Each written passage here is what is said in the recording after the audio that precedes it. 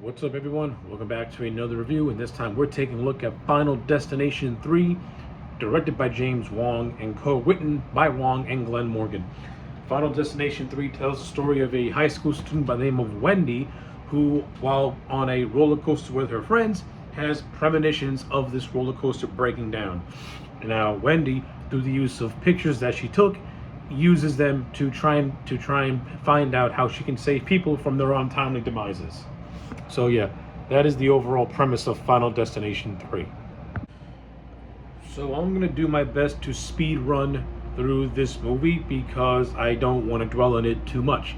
All I can say is that I think Final Destination 3 is a much stronger movie when compared to Final Destination 2.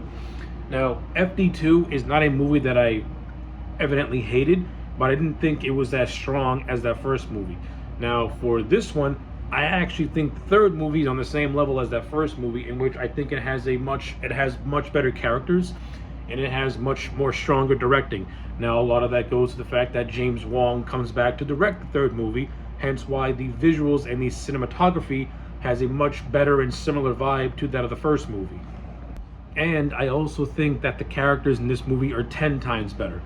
Mary Elizabeth Winstead plays the lead in Wendy, who is a girl who is hanging out with her friends at this carnival, and they go on this roller coaster. Wendy is very hesitant to go on it, but she evidently does. But before the ride starts, like all the Final Destination movies, she has a premonition of the roller coaster breaking down, and a bunch of her friends and everyone else dying because of it. Of course, you get the whole scene of she goes crazy. She says she wants to get out, which she eventually does. Now, unfortunately, her boyfriend and her boyfriend's friend's Kevin's girlfriend never got off the ride, and unfortunately, they met their demise as the premonitions came true. And then really, the rest of the movie is Wendy and Kevin teaming up together to try and find the rest of the other survivors of the roller coaster premonition and try and prevent their deaths. But they had this with little to absolutely no success. But so yeah, I mean, like I said, I think the characters in this movie are much better than those in Final Destination 2, mainly because I think the character of Wendy, her character is very similar to that of Alex, in which Wendy and Alex are two characters that have these premonitions, and because they have these premonitions, and it's the fact that it starts to chip away at their sanity, and it starts to make them be on edge all the time. Unlike the character of Kimberly, in which I never got that sense in Final Destination 2, I get that sense in Final Destination 3, and it just, to me, makes Wendy a much more interesting character, because you can feel that she's broken. She's broken at the fact that her boyfriend died. She's broken at the fact that she had that in her mind, if she would have acted sooner, she would have saved everyone on that roller coaster. And you can feel the weight that she carries all throughout this movie. And Mary Elizabeth Winstead, to her credit, puts in a very somber performance, and I like it. Like, I really like it a lot. And I also like the character of Kevin, who basically is her boyfriend's friend. He's also having his own grief, as his girlfriend was also killed on said roller coaster. And it's actually this grieving that bonds these two together, and they actually grow closer as friends. And the entire movie is basically Wendy and Kevin trying to find everyone that was on that roller coaster to try and prevent their deaths. But they do this with too little to more or less no success. And their failures actually lead to some of the better death scenes in this franchise. Like, you got the scene of these two girls who are like in these tanning beds and they get fried. Very gruesome, yet very, very good. You have this one scene of a guy who's working out in like a football gym, and everyone's going crazy. And I like how James Wong plays with your expectations as to what's going to cause the accident. You know, you have a guy spraying water on the floor. You got a radio that's literally teetering on the edge, like fall into a puddle and cause an electrocution. But it ends up being these two big swords that like cut a bunch of wires, and when the guy goes to exercise, the whole thing just turns his head into absolute nothing but water. You have this one dude who is like who gets crushed by I think by a motor of a big truck after another truck loses control and crashes in to Wendy and Kevin as they're at a drive-through, and the damn fan just pretty much just burrows right into the back of the dude's skull. Like, it's gruesome stuff. Like, I think Final Destination 3 has got some of the more better kill scenes, just like Final Destination 1 did. But that's not it. You also got this girl who gets like killed by a bunch of nails, which is actually a pretty decent. It's a decent scene, and I like the build up to it. So basically, Kevin and Wendy are at this hardware store talking to these other two characters who are named Pip and McKinley, and they're trying to like explain that those two could be our next on death's list, and they're not really buying what Wendy's selling, even though she's doing a good job at selling her case. But during this conversation, some things start to happen, like some stuff falls on the floor, and it gets the motor running on one of the forklifts, and it drives into a bunch of like antifreeze or whatever, and then it crashes into a wall and then eventually burrows through. But all the while, this conversation is happening, and the character of McKinley is using like a wood chipper to try and trim some wood. So you're thinking that something's going to happen where he's going to like get compressed and get like sewed up, but his death ends up being prevented after after Wendy realizes that like a bunch of like wooden spikes are going to fall on him. He gets his life saved, but this is what causes his girlfriend to die, because she ends up getting killed by a bunch of nails from a nail gun. Good scene, very good build-up, and I like it a lot. And then you have the whole third act, which takes place at this tricentennial fair where a bunch of fireworks are going off. So all throughout the movie, Kevin is on edge because he does not want to know how he dies. He doesn't want to know how he dies in his picture. But when Wendy kind of explains how he dies, he puts two and two together and says, "Oh, so I'm more or less going to die by a bunch of fireworks." I think the movie missed an opportunity to get some dark comedy out of this, because I would have had Kevin walking around surrounded by fireworks and him just jumping at nearly every single one, not knowing which one's going to hit him in the face. I think you could have gotten some decent comedic mileage out of it, but they didn't go down that route. Missed opportunity. And I think the scene would have played a little bit better if you would have had some stuff like some fake outs like that. But overall, the reason why they're at the Centennial Fair is because it's revealed that that Wendy's sister Julie was also on the roller coaster that night, and her death is next on the list. So Kevin is doing whatever he can to try and get Julie to stay closer to him. Julie's not buying it. She thinks he's being a weirdo. Wendy eventually gets to the fair. Eventually does get to the fair, but as she gets there, her sister Julie is accidentally being choked by a wild horse after a couple of dumbass kids set a bunch of fireworks, scaring the damn thing.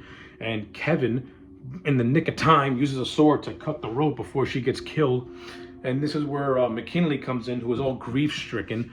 And this is where the movie pretty much says that this is where the movie more or less says that Wendy's death, her foreshadowing is that it's going to be McKinley who kills her due to his grief of his girlfriend dying. And I kind of sort of like it. I kind of like how you get I kind of like how the movie gives you a human villain, though I think the McKinley character could have gotten much more build up as to what he did. I think McKinley could have gotten more build up as a character. I mean, the dude looks like a school shooter. You might as well play into it a little bit more. But evidently, McKinley does not get the kill on Wendy. McKinley is the one who gets bisected in a glorious way. And then the movie jump cuts 5 months later. Wendy, she's relatively okay with some new friends on a train. She has a premonition of the train crashing and bunch of nothing but chaos happening. But it ends up being just that, a premonition. She's reunited with her sister Julie. Everything's all fun and games. And then they see Kevin on the same train. And yeah, the premonition comes true, and the ending more or less implies that everyone dies. This is a Final Destination movie where every main character is dead. In Final Destination 1, Alex and Claire more or less survive. In Final Destination 2, Kimberly and the cops survive. In this one, no one survives. So it's a it's a bit of a bleak ending, but it's okay, I guess. But yeah, that's the overall. That's more or less beat by beat what happens in this movie. So let's just go over some things that I liked and didn't like, and then wrap this whole thing up. So the cast is good. Mary Elizabeth Winstead as Wendy does a good job at carrying this movie. She's a very strong actress, and she brought her game in this thing. She actually has some very good emotional scenes in this movie that I was surprised. Like, it's not often where a Final Destination movie gives you some emotional scenes, and she had a nice tender scene with her sister Julie, where she more or less breaks down to her, saying that she has nobody and has let go of that grief. It's a nice scene between these two sisters, and I like it a lot. I like the friendship between Wendy and Kevin. At first, they start off as two people who don't really care for one another, but since they share a common tragedy, they grow as friends and as people, and I like that. They have a nice strong bond, and I'm glad the movie didn't force a romance onto these two, because it just would have felt clunky and weird. And all the other characters that Kevin and Wendy try to save, they're one-dimensional. They're okay. The actor Texas Battle, who plays the dude Lewis, I think his name was, who got his head crushed by the weights. He is the typical dumb jock in this movie, so he's a non-believer. You have another guy called Frankie, who was like a perv boy. He's the one who had the motor just decided that caved into the back of his skull and gave him another face. You know, he's whatever. He's that typical high school dude who's always perving on the girls, and the girls find him weird. You have the two Valley girls who get barbecued in a tanning salon. Like, the kills are cool, but the characters that it happens to, they're just one-dimensional. But for a movie like Final Destination, you can excuse it, because this movie does not go for like interesting characters. It goes for the stereotypes and then does its thing. And I think Final Destination 3 does its thing in a very efficient and very well. Like I said, just like that first movie, James Wan comes back to direct this one, and you can tell that he did, because the movie just has a feel to it that is different from Final Destination 2. Like, FD2 feels like it was made by somebody who doesn't have technical proficiency or is good at creating a sense of dread or suspense. And when you watch Final Destination 3, you can feel that this is going back to the tone of the first movie, and I appreciate it for it. I like it. I also like how it's a standalone movie, yet still in that same universe, because they make a lot of references to Flight 180 with Alex Browning and stuff like that. Like, the character of Kevin does all that research, and because he's able to apply what happened over there to what's going on with the situation with him and Wendy. So I like all that. It doesn't act like a reboot. It's in the same continuity, but happening to a group of different characters who are not associated with what came before. So I like it, and it pays respect to what came before. Now, prior to this movie coming out, every Final Destination movie had a appearance by Tony Todd. Yes, Tony Todd is in this movie, but not as Bloodworth. He's a voice cameo. He's the voice cameo of the Devil at the Carnival and a voice cameo as a train conductor. I don't like that.